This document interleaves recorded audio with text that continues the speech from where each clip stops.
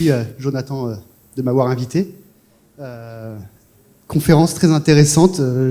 J'ai assisté au premier talk et le panel. J'écoute Nicolas.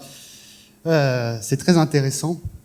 Je dois parler de Bitcoin, du futur de Bitcoin, les layers dans Bitcoin, tout ça, comment tout ça s'articule.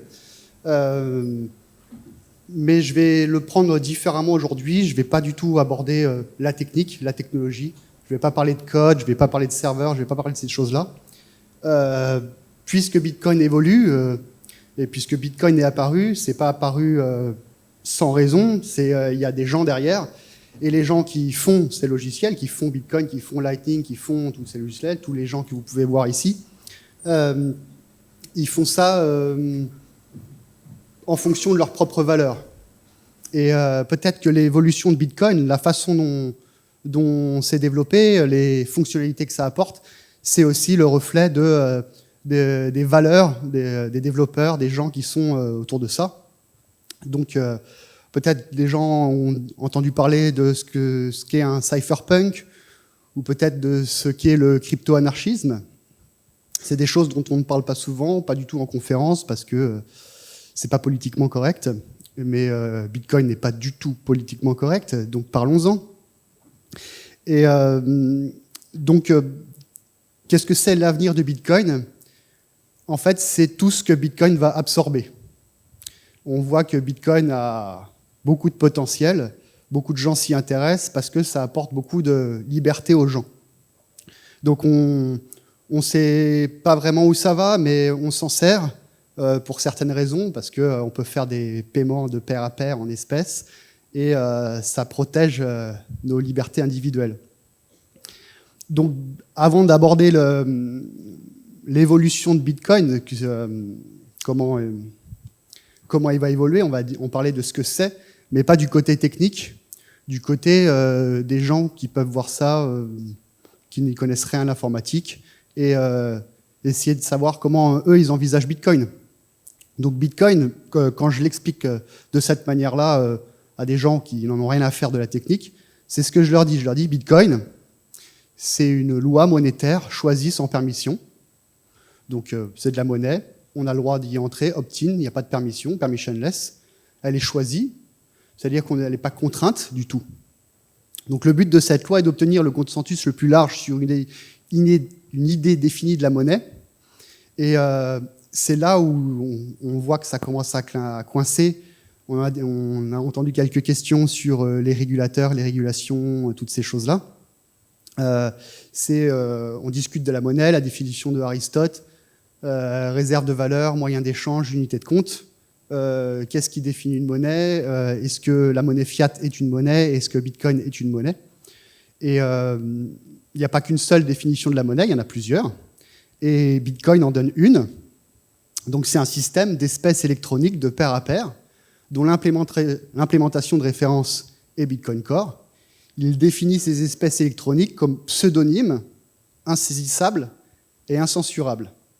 Donc là, on commence dur, les régulateurs ne sont pas du tout contents, les législateurs ne sont pas du tout contents, mais c'est peut-être pas à cause de Bitcoin en lui-même, peut-être pas parce qu'il apporterait des libertés, mais pas simplement parce que, et là je le note, quand je fais l'implémentation de référence entre parenthèses code législatif, c'est une loi monétaire, il y a un code législatif, les développeurs de ces logiciels sont en quelque sorte des législateurs, et ils sont en train de remplacer nos législateurs, ceux qui essaient de nous mettre des régulations un peu partout.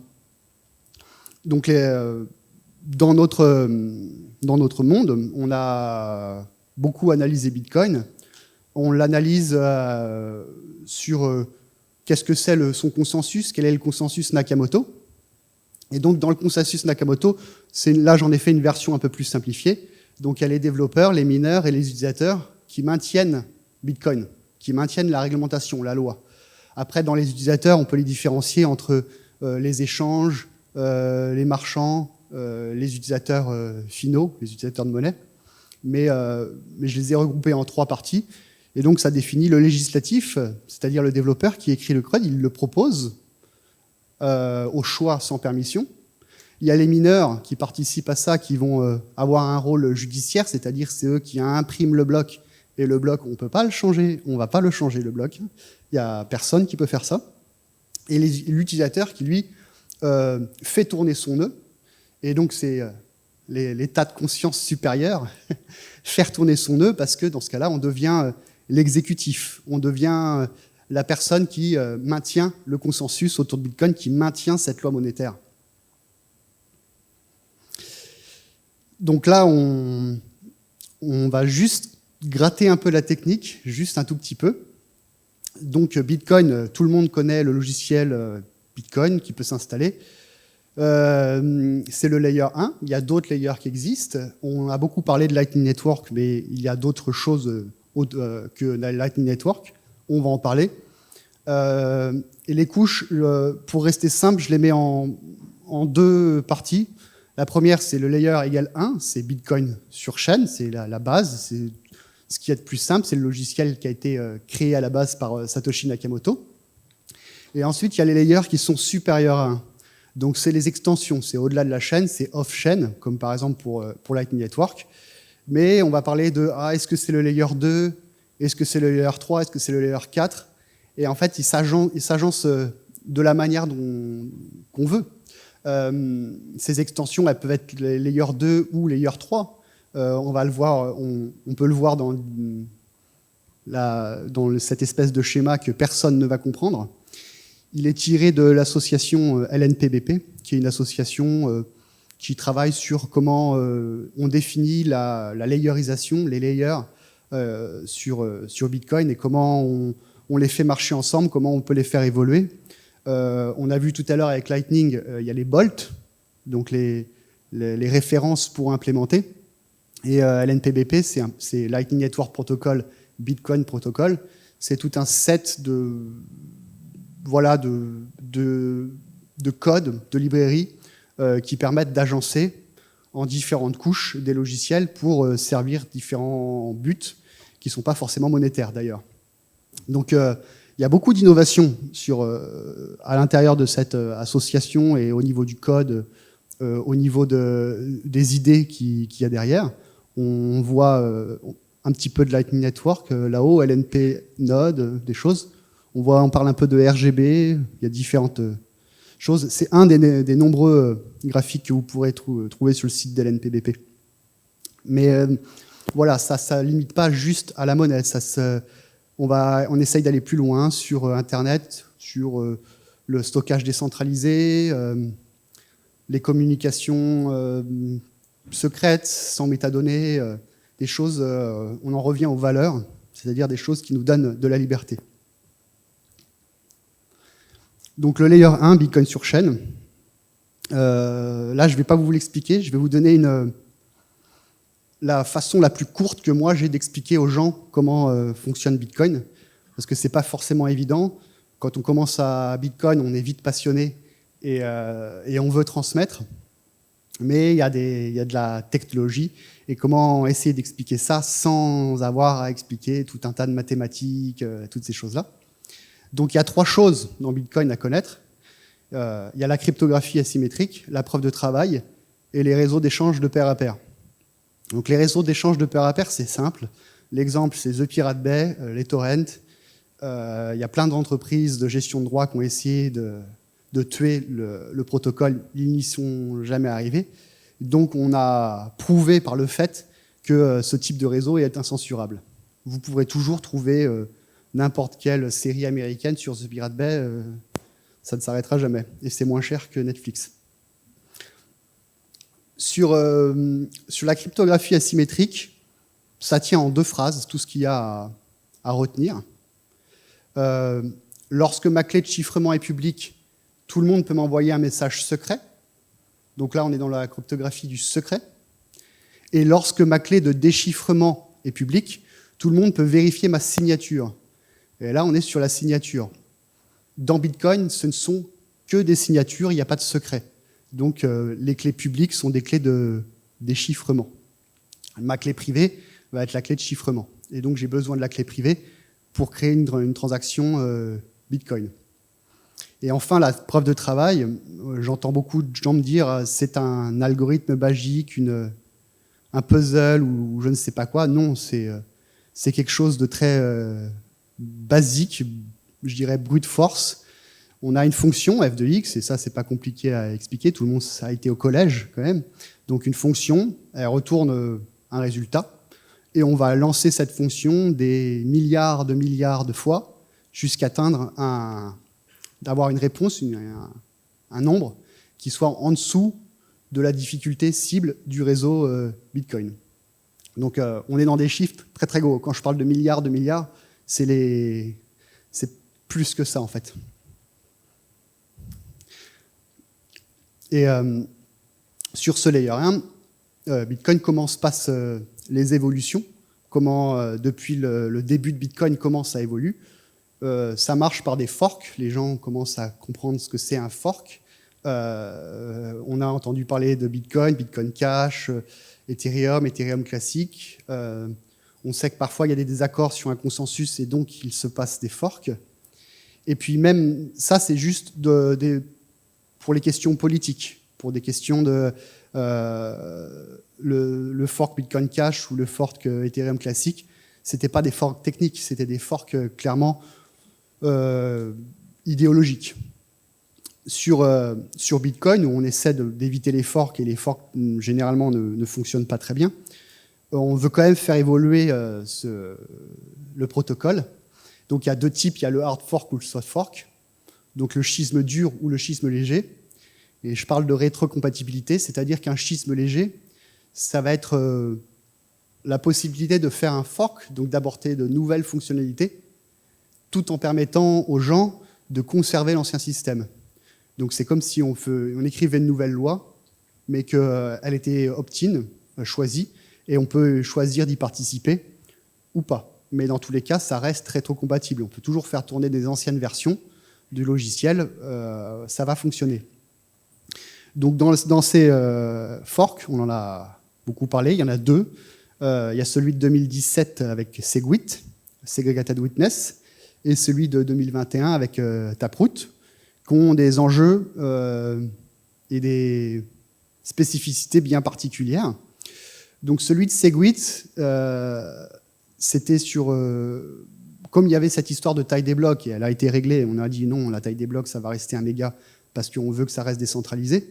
Certains avaient du mal à le comprendre, mais c'est parce qu'ils avaient de l'argent en jeu et des business à faire tourner. Mais on a découvert ce que c'était les soft forks et User Activated Soft Fork, UASF, et la théorie des jeux. C'est-à-dire que dans le consensus dont j'ai parlé, qui contient les développeurs, les mineurs, les utilisateurs, chacun peut avoir des intérêts différents.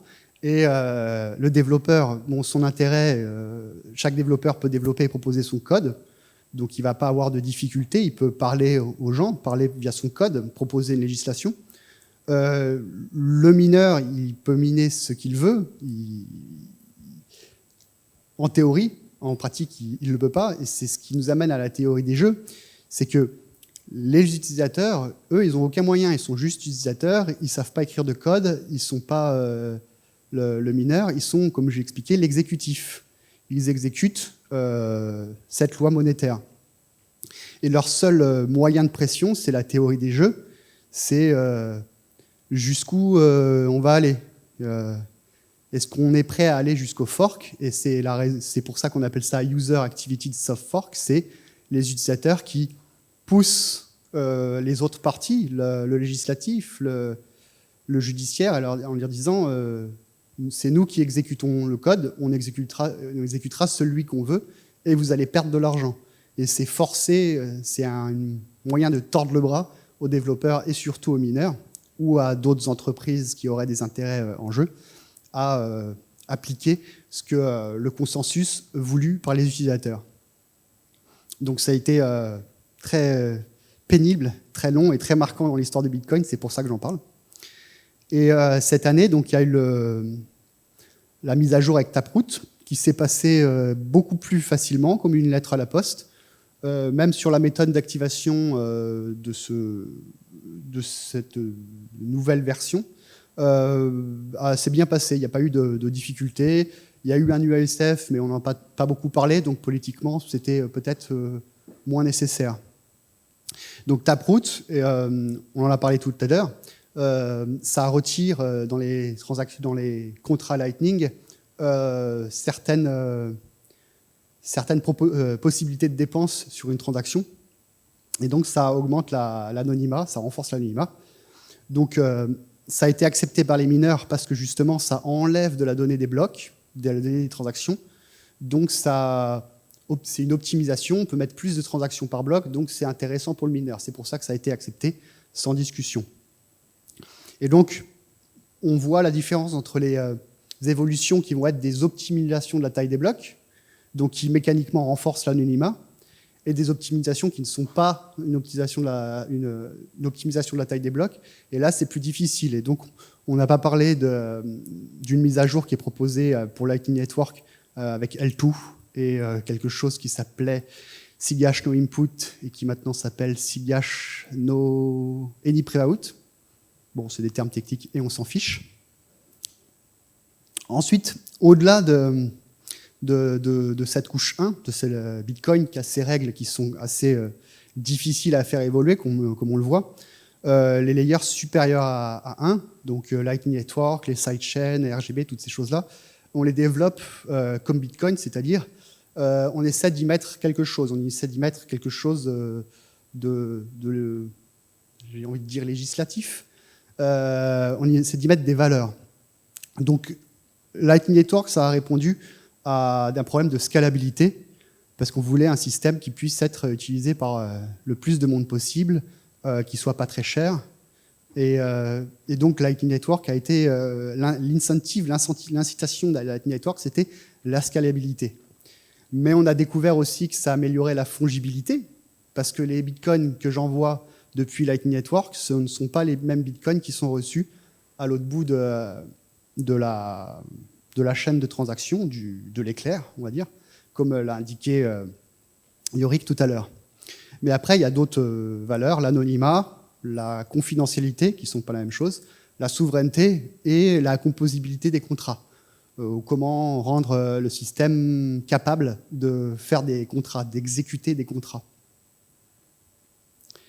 Donc le Lightning Network.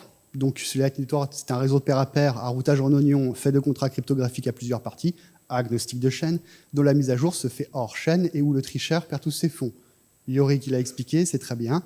Scalabilité, fongibilité, comme je dis, pas le même Bitcoin qui est envoyé qui est reçu, et l'anonymat, c'est-à-dire que sur ces éclairs de paiement, on ne peut pas récupérer l'identité des gens, on ne peut pas récupérer les fonds, etc.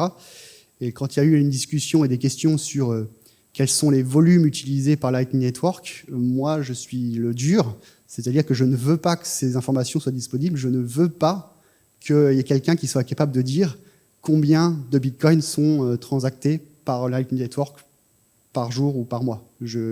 Pour moi, c'est des informations qui sont toutes chacune, un agrégat d'informations qui sont chacune privées, et donc il n'y a pas de moyen, il n'y a pas besoin d'en faire des statistiques, etc., pour des raisons commerciales, etc. Je suis plutôt du côté des gens qui préfèrent avoir le moins de données possible, ne révéler que ce qui est nécessaire. Alors pour les sidechains, je prends l'exemple de Liquid Network. Donc c'est une fédération organisée par Blockstream. C'est une sidechain, c'est-à-dire qu'elle a ses propres blocs. Le judiciaire, on va dire, la preuve d'autorité, l'algorithme de preuve, c'est une preuve d'autorité, donc c'est une fédération d'entreprises qui vont miner les blocs et les notariser. Donc c'est pratique parce que ça ne se limite pas à Bitcoin. Dedans, on peut y mettre approximativement tous les shitcoins qu'on veut. Donc les monnaies fiat, les actifs et les swaps, les échanges OTC sont supportés dessus. Donc c'est pratique pour éviter les intermédiaires. Donc là, encore une fois, c'est une question de scalabilité. Comme c'est de la preuve d'autorité, la taille des blocs, on peut la changer, elle peut être 1 méga, 100 mégas, c'est pas grave. C'est la fédération qui est le gestionnaire de ces choses-là. Il y a de la fongibilité, parce que les bitcoins qui vont transiter via cette chaîne, quand ils entrent sur la chaîne ou quand ils sortent de la chaîne, c'est plus les mêmes. Il y a de la confidentialité, ça utilise du zero knowledge, je me souviens plus lequel, mais quand on fait une transaction sur cette chaîne-là, on ne connaît pas ni le montant, ni le type d'actifs qui sont échangés. C'est-à-dire que les transactions, on sait qu'il y a une transaction, mais on ne sait pas ce qui est fait. Et il y a aussi des questions de souveraineté. Là, on commence à y venir. Et c'est justement parce que, comme il y a d'autres types d'actifs qu'on peut y mettre, on commence à aborder le sujet des droits. On parle d'entreprise, on va parler de part sociale, on va parler d'equity, on va parler de toutes ces choses-là. Et donc, qui possède, qui a le droit, qui fait ces choses-là. Donc, on commence à toucher le terrain de la souveraineté. Et enfin, nouveau protocole, ça aussi, on l'a vu très rapidement. RGB, j'ai mis un petit cœur parce que c'est mon petit chouchou. Donc RGB, c'est un consensus cryptographique prouvable sur des transitions d'état, validé sur le client, ancré sur Bitcoin et considéré comme la genèse de droit numérique. Donc là, on a complètement ouvert le sac législatif possible qu'on peut avoir avec Bitcoin. On a vraiment ouvert une grosse porte. C'est pas facile d'accès RGB à expliquer parce que c'est des concepts qui vont ressembler à Ethereum sans être Ethereum. Les bitcoins maximalistes, comme moi, on n'aime pas trop Ethereum, donc on a un peu du mal avec ce qui ressemble à Ethereum, mais il faut s'y intéresser. Et donc là, encore une fois, on parlait de scalabilité, mais pas la même que Lightning Network. C'est une scalabilité qui dirait sur une transaction Bitcoin, on peut y accrocher jusqu'à 64 000 transactions d'autres choses, shitcoin, equity, n'importe quoi. La fongibilité, ça aussi, on peut avoir des RGB Bitcoin sous forme de fédération ou pas, sous forme personnelle. Et là aussi, on peut faire rentrer et sortir des Bitcoins et donc rendre le système plus fongible. L'anonymat, alors là, il est complet. C'est un système qui, même s'il fonctionne en réseau, il ne va pas fonctionner comme Lightning. On n'a pas besoin d'ouvrir des canaux. Chacun a ses données. Et il en partage que celles qui sont nécessaires à la transmission d'un actif, mais c'est tout. C'est un protocole qui réduit au minimum du minimum les données qu'on va partager pour une activité monétaire, ou une transaction, n'importe quoi. Il y a de la confidentialité. Les contrats peuvent être privés ou publics, avec plusieurs parties. On peut révéler tout partie de ces transactions. Il y a de la souveraineté. Là, c'est par le fait qu'on ait à gérer ces données. Et c'est vraiment la responsabilité. Si on perd ces données, on perd tout. Et on peut mettre des gens dans la mouise. Donc c'est vraiment de la souveraineté en disant vous êtes responsable. Si vous ratez, ça va être pour votre pomme.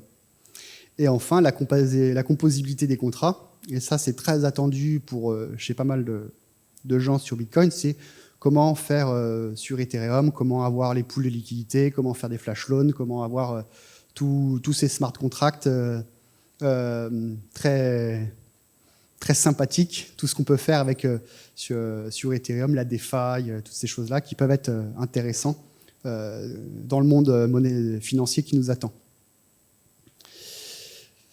Donc au tout début, j'avais dit le futur de Bitcoin, c'est ce que Bitcoin va absorber. Donc on le voit, moi ça fait quelques années que je suis dedans, toute l'économie financière et non financière va plonger dedans. On l'a vu, Nicolas Dorier nous présente, pour être un marchand, clic, clic, clic, regardez, ça marche. On a vu qu'il y a d'autres sociétés qui rentrent en jeu, on voit Michael Saylor, on voit Elon Musk, on voit pas mal de gens commencer à mettre le pied dedans, et ce n'est pas les plus petits, en Chine aussi. J'ai parlé des pouvoirs exécutifs, législatifs et judiciaires. Et c'est pour ça que je n'ai pas voulu aborder ce talk par la technique, mais plutôt par les concepts, les idées, les valeurs. Et je pense que c'est une grosse partie, enfin une partie de ces pouvoirs-là vont être déversés dans nos technologies, dans la cryptographie. La cryptographie, c'est le meilleur outil de lutte contre la fraude qui ait jamais été créé par l'être humain. Nos législateurs ne le savent pas. Mais c'est pour ça que, peut-être à cause de ça, qu'ils s'excitent et qui nous font des régulations qui vont dans le mur, qui sont inapplicables, parce que justement, ils voient des choses leur échapper des mains. Et peut-être qu'ils aiment un peu le pouvoir, je ne sais pas, et ils n'ont pas trop envie de lâcher ça. Mais dans tous les cas, on ne les laissera pas faire, parce que ceux qui écrivent le code, ce n'est pas eux, c'est nous. Et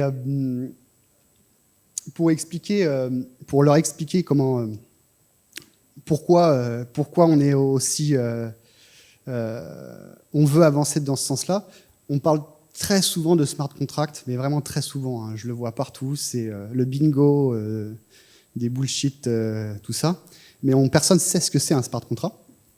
Pourtant, c'est extrêmement simple, c'est un contrat qui ne nécessite pas de coercition ou de violence pour s'exécuter. C'est en ça que c'est intelligent. C'est-à-dire qu'il y a des contrats qu'on peut passer chez un notaire, chez un avocat, des contrats classiques avec un petit gribouillis à la fin qui ne sert à rien. Si ça se passe mal, on va appeler la police, on va appeler le juge. Donc là, il y a de la coercition, il y a de la violence. Et le contrat, il va être exécuté par la contrainte.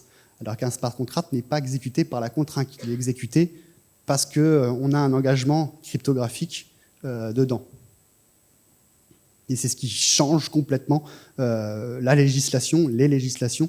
Et c'est pour ça que c'est en train de tomber, les smart contracts tombent dans notre escarcelle de bitcoiners ou de gens utilisant les crypto-monnaies et ces technologies-là. Donc, avant de conclure, quelques petits points.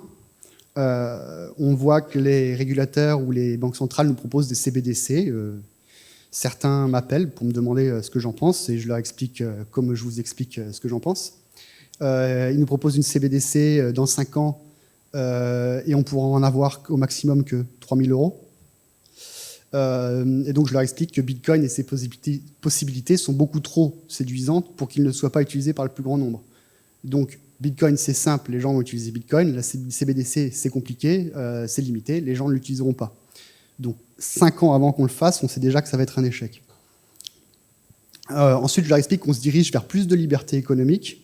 Ça aussi, ça les stresse. Mais c'est une réalité. On peut transacter de manière complètement anonyme entre nous et faire toutes nos activités économiques sans difficulté. On y arrive, enfin. Ça demande de la technologie, ça demande des améliorations au niveau des expériences utilisateurs, c'est vrai. Ça demande d'expliquer, comme expliquait Nicolas, aux gens comment s'en servir, quelles sont les étapes pour y arriver, pas trop les brusquer, essayer de faire que ça soit le plus smooth possible. Et enfin, un algorithme n'est pas corruptible, et c'est bien la raison pour laquelle on tend à préférer les algorithmes de consensus par rapport à la représentativité démocratique. Parce que les humains sont corruptibles. Donc en conclusion, c'est un peu en dehors du champ de Bitcoin, mais ça, on va parler du cyberespace et de tout ce qui a inspiré les cypherpunks qui ont mené à l'avènement de Bitcoin et de tout ce qu'on est en train de vivre. Donc dans le cyberespace, un consensus est un code législatif écrit, exécuté et notarisé par ses participants. Le vote lui est incompatible. On ne vote pas, on exécute. Donc pour toutes les critiques de gens qui nous disent « Ah, c'est pas bien de ne pas voter, il faut voter, blablabla », c'est faux. Ils vivent dans le XXe siècle. Dans le cyberespace, on ne transmet que ce qui est nécessaire à la communication. Et là encore, c'est quelque chose que vous devez appliquer par vous-même, parce que ces données, elles ont de la valeur, et en ce moment, tout le monde est en train de vous les piller, que ce soit les gouvernements ou les grandes entreprises. Dans le cyberespace, la réputation est la plus grande richesse. Et c'est pour ça que sur Ethereum, quand il y a des hacks, les gens préfèrent rendre l'argent parce qu'ils préfèrent leur réputation à 600 millions de dollars. Et 2 points, tout le monde doit être une banque, tout le monde doit être souverain. Je ne sais pas s'il y a des banquiers, ils seront peut-être plutôt là demain. Mais ça n'empêche pas aux banques d'exister et ça n'empêche pas aux nations d'exister. Mais pour éviter qu'on se fasse écraser par trop d'autoritarisme, je pense qu'il faut garder ça en tête. Il faut être souverain, posséder ses données et sa monnaie. Voilà.